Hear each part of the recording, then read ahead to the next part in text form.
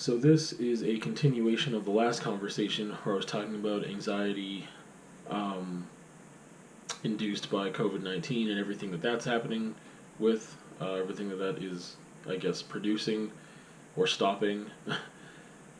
And this is a play off of that because I feel much calmer today, the past 2 days. There's a lot of reasons as to why. But part of it is just because I've got a to-do list and I have been trying to get some things done. Been doing a lot of schoolwork with the 8-year-old since she has some stuff on Google Classroom now. So that's taking up some time, and that's a whole different thing. But I mean, there's other things on my to-do list that, sometimes you get anxious about the thing you're supposed to do, and then you put it off, and that makes you more anxious because it's a thing that you don't know about. So a lot of my anxiety comes from not being in control, not knowing things, being in limbo, etc. And so if there's a scary thing that I don't want to, I want to find the answers, but I don't want to have to go through the conflict necessarily of finding the answers. In this case, it's like talking to my landlord about, like, hey, can't really pay rent yet, and I don't know what's going to happen for next month, and I was thinking about moving out during the summer anyway, like 1 month before my lease was done, and that would have been an okay, but now the summer's come like 3 months early, and blah blah blah blah blah blah blah, being like full-time parenting kind of now, not being able to work, etc. Yeah, that's just a difficult conversation to have and not one that I'm looking forward to. But the sooner I get it done, the better. And I finally texted my landlord asking for a time that we can talk about that. I told her what it was about and a time that we could call, and I haven't received anything back. But at least I've done my part in reaching out and requesting a time that we could have a conversation, finding out what works for her and coordinating something. And there's other things on my to-do list that I just wanted to, get done today, and I've been working on that. So that made me feel a little bit better. That just got me thinking about Man's Search for Meaning, which is a book by Viktor Frankl, and I don't know if I'm pronouncing the last name right, Frankl, but it's Victor with a K and last name Frankl. Man's Search for Meaning was a book that I had to read in university. I believe it was first year university, and I don't remember what class it was for. It might have been second year. Either way, it was really early on. I don't think it was for an English class, but I mean, I don't know. I started to take two philosophy classes. One which was based off of logic, and it was all like math at the beginning. So I kind of was like, what is this? This is not what I thought it was going to be, and I left that class. I withdrew pretty quickly. But then another one was the philosophy of like Christianity, and I thought that was going to be really interesting, and it was. But I withdrew from that class too for other reasons, not because the material wasn't what I thought it was going to be. It was just I was having like a super rough time with stuff at that point and really wanted to focus on the classes that were essential to my degrees. Anyway, I don't know what class it was for, but I'm pretty sure it was in first or second year university that I got this book to read. And basically the main message I can sum up, from what my memory is anyway, I can sum up with, I think it was the foreword by Harold S. Kushner. He had some things in there that were really quotable, and I felt like one of them really summed up the whole book. And I'm going to use my quote book here to tell you about it. I'm also recording this at home for the first time ever. Well, my roommate's home, because I tend to not do that and record at the studio, or the seldom times that I am at home and he's not home, then I don't mind recording here. But anyway, for the noise pollution, that's why I'm bringing that up. So, we are never left with nothing as long as we retain the freedom to choose how we will respond. So again, Harold S. Kushner, I believe it was the foreword to that he wrote, and I feel like that sums up the entire book. So, I don't want to call it a spoiler alert, but I'll tell you what the book is about, even though I'm pretty sure the blurb on the back tells you what it's about. But Viktor Frankl was a doctor. I don't know how much psychology or whatever, or how much mental health he was involved in. I can't really remember. I know that there was some of that for sure, and I don't remember if he was a general practitioner or what. But anyway, he survived. I don't remember which camps he was in, but he was a man of Jewish descent, I believe, and he, from again, I haven't read this for so long, and I didn't kind of brushed myself up on it since thinking that I would record this today, which I just thought about this like a half hour ago. But yeah, he was in the, let's just call them Nazi death camps. So he survived the Holocaust. And because of that, he just felt like, I don't know, he was just writing about his experiences.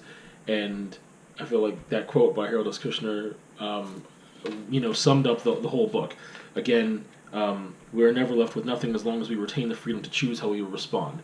So that was one thing that he focused on, he being Viktor Frankl, focused on is like, hey, no one can take away my ability to react. I always get to choose how I react to a scenario, no matter what happens. And that's really difficult to deal with. I really latched onto that at the time, though, and it's something I don't practice as much as I preach it, because sometimes people will say, you made me mad, and I'm like, no, I didn't make you anything. Like, I gave you stimuli, and you respond to that stimuli the way you wanted to. And that's kind of like, I don't know, like, obviously, stimuli can make you sad or make you something, you know what I mean? Like, how you respond or how you express that feeling is something else. So that's maybe splitting hairs, but I think it's something important to think about, to latch onto in a lot of different ways, because he's talking about the complete lack of freedom you would obviously have in a concentration camp, and how he always had the choice. At the end of the day, the only choice he had was how he was going to respond to these situations, how he was going to, not necessarily change his outlook on life or whatever, but I mean, like, he can maintain positivity and hope if he wanted to, and optimism. He could do that. Like, everyone has a breaking point. I do believe, it's difficult to weigh that, but I mean, he was able to sustain himself emotionally and mentally to a degree, and also happened to be a lucky person who survived that experience. But he felt like his greatest learning from those experiences were that he was able, the only thing he could control was his reaction. So he felt like that was the most important thing to note, was that you can always control how you are going to conduct yourself with the situation you've been given. Seems like a really simple, I mean, it is kind of a really simple, I don't know what you want to call it, a premise, a parable, a concept, a learning, a teaching, a way of life. It's very hard to apply, I think, for most people that at least I talk to or know, myself included. It's very hard for me to apply that principle that, at the end of the day, that's what you're in control of. But, I mean, it's true. And when I've talked about anxiety before, about, like, things I've learned, or maybe setting myself up for, setting myself up earlier in the day to be able to handle the anxiety later, instead of just relying on later on, what do I do to deal with this anxiety that I have now, that's kind of a different thing. But I feel like at the end of the day, I still have a choice as to how I express myself, right? I have a choice as I have more control over how I express myself than how I'm feeling. Case in point, this weekend was pretty rough from Thursday to Sunday with the 3-year-old. She was being very, very difficult to deal with, very, very poor behavior, which was, it was just a weird, because now the past couple of days it's been okay again. It's been good. She's been very nice. But we were working towards a lot of things, and it seemed like things were getting somewhere, and she was great and fantastic. And then for like 4 days, she just went off the rails, and don't know why. But I found myself, because there had been some space between the last time that she had been so rubbish, I guess, like she'd just been acting a fool. There's so much space between that time to that extreme to this time that I realized that I was going to handle things differently. I just didn't want any type of aggression or stress or whatever. Like, I wanted to be as calm as I could be, despite the fact that in previous scenarios, I think it would have been called for to raise my voice, to have a more aggressive tone, maybe to have a timeout. Who knows where that would have led. But I just wanted to be as patient as possible, and it was so difficult. I'm not going to say that my patience even helped. I'm sure that in the long run, somewhere subconsciously it helped, like that it didn't stress her out more, despite the fact that I was stressed. I didn't express that I was upset or angry or whatever, I just kept repeating myself in a calm way, and it was really difficult. But I felt like that was something that, in a way, it felt good to be in control of that, to know that I was feeling something else, but to express something different the way that I wanted to be. And it didn't necessarily make me that way, because some people say like, oh, if you want to smile, just or if you want to be happy, just pretend to smile, right? Like, just like fake smile, and eventually you will smile, or like just start laughing at nothing, and you'll be laughing for real, or whatever. And I'm not saying that those things are not founded in some truth to a degree, depending on the person or where you're at or whatever. I think that those things can be useful devices. I don't know how much it helped me in that scenario or not. All I know is that, at least at the end of the day, I didn't have to regret the choices that I made in the moment. I didn't have to regret the way that I acted then, because even though it may have been warranted, I don't think it would have helped long term. So I could have looked at, like, or short term. I mean, I just don't know. Like, maybe short term, it feels good to let your primal, maybe, I don't know what to say, instinct, but it does feel good to, sometimes raise your voice or do whatever, especially when you feel justified.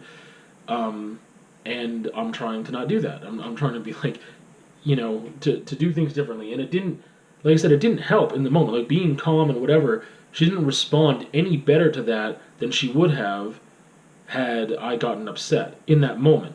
But maybe that sets something up for the long term. I don't know. All I know is that at the end of the day, I was still exhausted. I was still tired. I was still incredibly frustrated. I was still really upset and didn't feel good inside for the most part.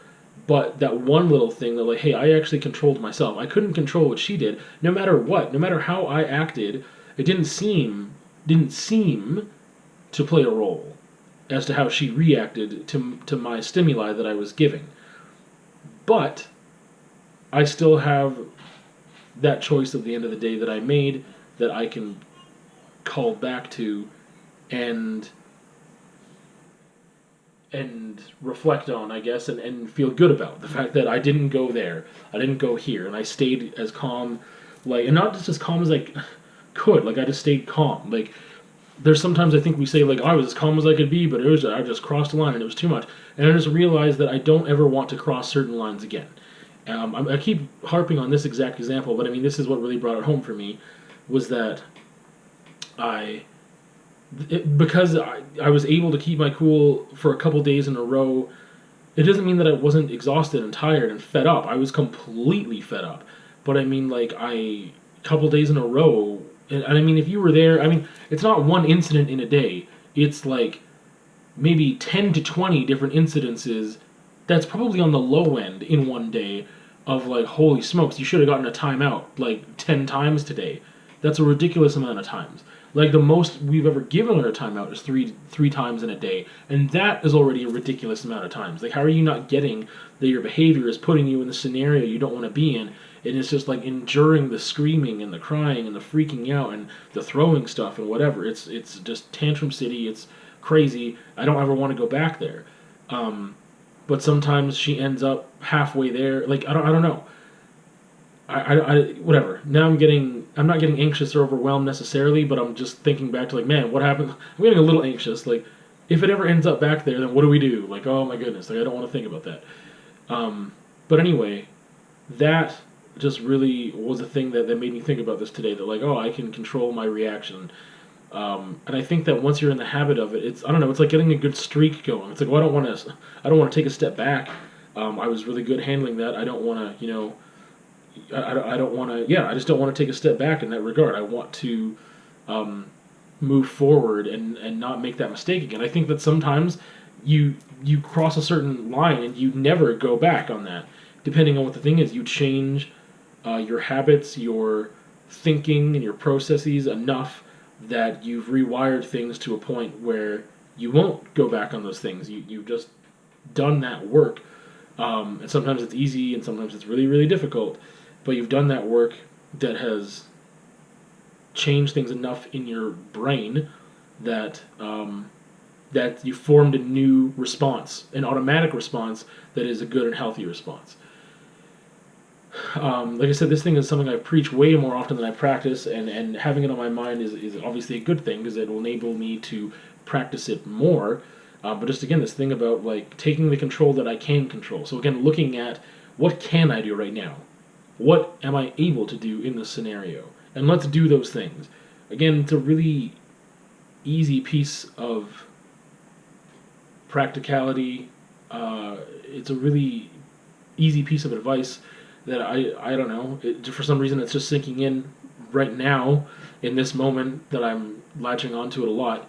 But like in the scenarios of these, that's happening right now with all this anxiety about possibly needing to move, not having space, the financial hemorrhaging that I'm going through, like all this other stuff. That what can I control? Let me look at that right now. I can't do any. I've already applied for EI. I have to wait. My landlord's not getting back to me. I have to wait, or like just whatever. Just everything that I can do, I've got to do just so that I can rest and be at peace with myself at the end of the day, and to know that I did all that I could. Again, these are things that some people just live and have been living for years and years and years. And this is just me reminding myself as to how much I need that. And again, just that quote that three times. I mean, for repetition's sake, three times is always the best. Again, the foreword that Harold Kushner wrote to Viktor Frankl's Man's Search for Meaning. This line: "We are never left with nothing as long as we retain the freedom to choose how we will respond." Again, retaining the freedom to choose. I think we can strip that freedom away from ourselves, with bad habits of reacting too quickly, and then you keep, building that habit over and over and over again, so you respond that way without thinking. You respond to the stimuli in the same way. But you can rewire those things. You can create new pathways in your brainium, and you can give yourself the opportunity to choose. You can, again, retain that freedom to choose. You always technically have that freedom to choose how you will respond to a scenario. Even if you're in a life and death situation, obviously some people are like, I didn't really have a choice. I had a gun to my head. You have a choice to do something or not do something. It depends what you want the outcome to be. But again, I think I'm going too far to an extreme that way. Anyway, I don't know. This is a soft talk. I'm just really thankful, I guess, for zoning in on that and remembering that and trying to value that right now. Of trying to, I don't know. I really want to refocus on that in all areas of my life, is retaining that freedom to choose and acknowledging that I have that freedom to choose how I respond to something, and doing my best even in the situations that someone would easily say, "Oh, I completely understand how you lost your cool." Talking about that, I mean, who am I?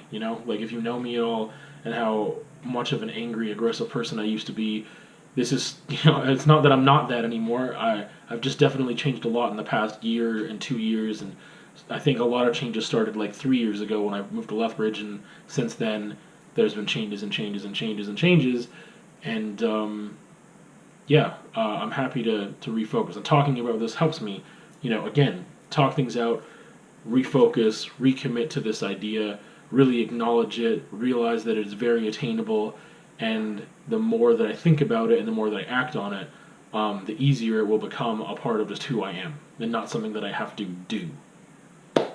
See you on another time.